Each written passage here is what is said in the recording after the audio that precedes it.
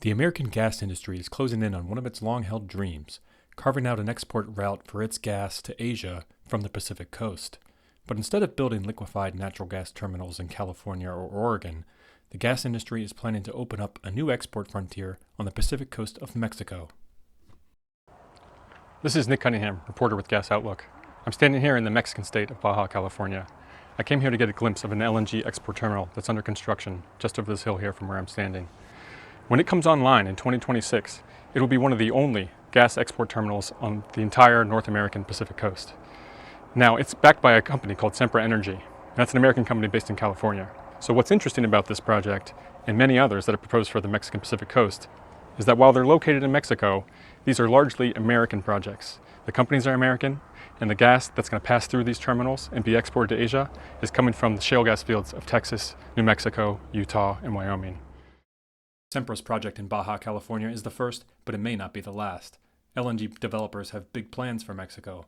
Altogether, there are 5 major LNG projects on the drawing board, representing more than 60 million tons of annual LNG export capacity, an enormous amount, equivalent to more than 80% of Mexico's total current consumption of gas. If all were built, Mexico would become the 4th largest LNG exporter in the world. The potential for a massive build-out of LNG infrastructure has support at the highest levels of the Mexican government. The $15 billion Saguaro LNG project proposed for the state of Sonora is being billed as the largest foreign direct investment in the country's history. It's part of a broader industrialization of the Gulf of California in the states of Sonora and Sinaloa.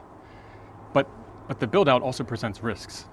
Mexico is highly dependent on the U.S. for gas. It imports about 70% of its gas needs from the United States. And that import dependence has been growing over time. About a decade ago, it was just 40%. Now, the risk is that the more American gas that is exported overseas, the higher the prices will go. New LNG export terminals would also pose serious threats to the Gulf of California, a body of crystal clear water that stretches more than 1,100 kilometers. The Gulf of California is known worldwide for its abundant marine life, including whales, sharks, turtles, and fish. In the Gulf of California, we have one of the greatest and most diverse areas in the world.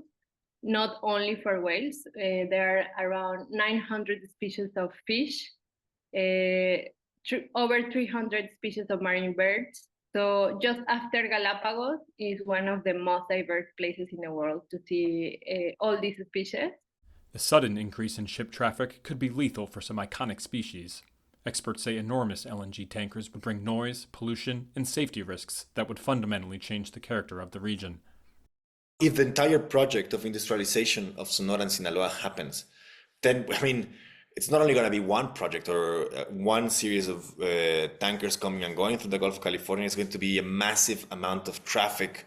It's going to change entirely the dynamic of the Gulf of California in terms of noise, in terms of traffic, pollution. It's going to be a disaster for the Gulf of California. For the U.S. oil and gas industry, Mexico represents a new frontier of expansion. If they can build just a handful of terminals on Mexico's Pacific coast, then they can dramatically increase the volumes of gas headed to Asia through what is essentially America's back door. Now that's a problem because LNG projects have huge climate impacts. Recent research suggests that LNG is as bad or worse for the climate than coal. One recent study estimates that the climate pollution from the initial phase of Saguaro LNG in Sonora would be the equivalent of adding 17 million cars to the road. Now, it's important to remember that LNG infrastructure and new pipelines, they are built and financed with the intention that they'll operate for decades, 30, 40, 50 years. Now, the climate science is clear that we need to be ramping down fossil fuel production and consumption, not increasing it. But any new LNG terminal that's built today will be operating well into the second half of the 21st century.